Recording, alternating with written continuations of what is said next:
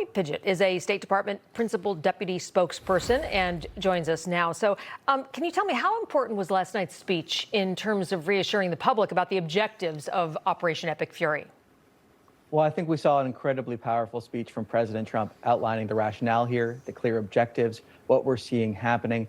The fact that the president has preferred diplomacy, gave the option to diplomacy before Operation Midnight Hammer, after Operation Midnight Hammer, that the Iranian regime was continuing their pursuit of a nuclear weapon, an intolerable threat to the United States, to the world. The president outlining a clear and powerful speech about the clear objectives he's had from the beginning here, and objectives he's even been talking about since before he became president, underlying all of this, the reality that the Iranian regime cannot have a nuclear weapon.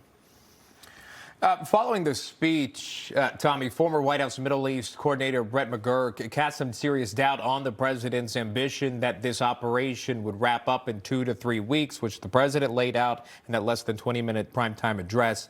Let me play that for you. And he said he visits the families at Dover, and he said we must honor them by completing the mission. And then he basically threatened Iran that we're going to prepare to send you back to the Stone Age. So I think this war is going to continue for some time. I mean, that's what I heard. And I think that's where, Tommy, a lot of folks are, because when this was laid out of Operation Epic Fury, we were told it was going to be around 3 weeks. Now we're at day 34, the second month of it, and it's another 3 to 4 weeks.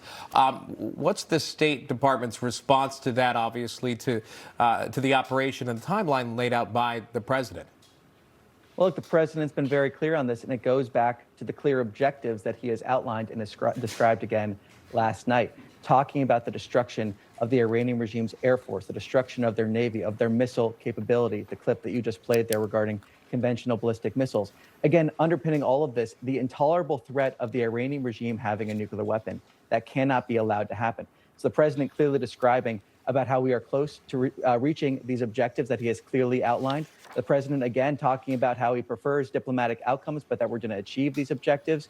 Again, the fundamental point here is protecting the American people. And I keep on stressing this because of the threat that the Iranian regime pursuing that nuclear weapon presented. And that is a threat that has been identified for decades. It's just President Trump who is actually stepping up, making the world a safer place for the American people now, but for generations to come, our children and our children's children. Yeah, I mean, I recall every president has had to deal with Iran in one way or another about this issue.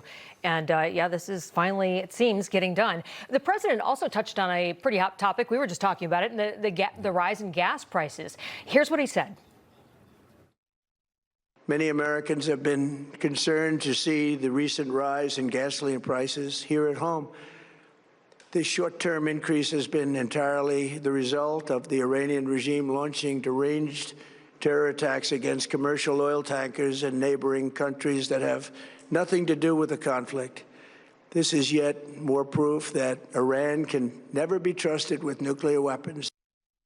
So he called the increase short term, but is it still too soon to pinpoint exactly when we can expect these prices to stop increasing and level off?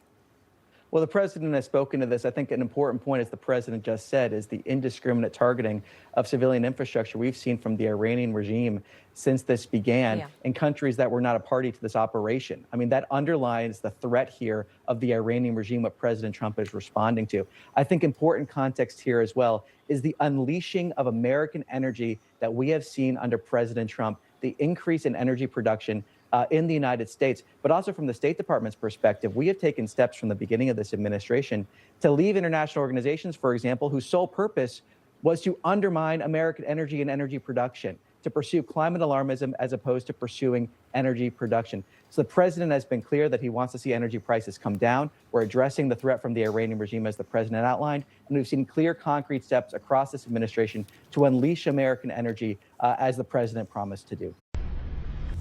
Information. Truth is freedom. Is Newsmax.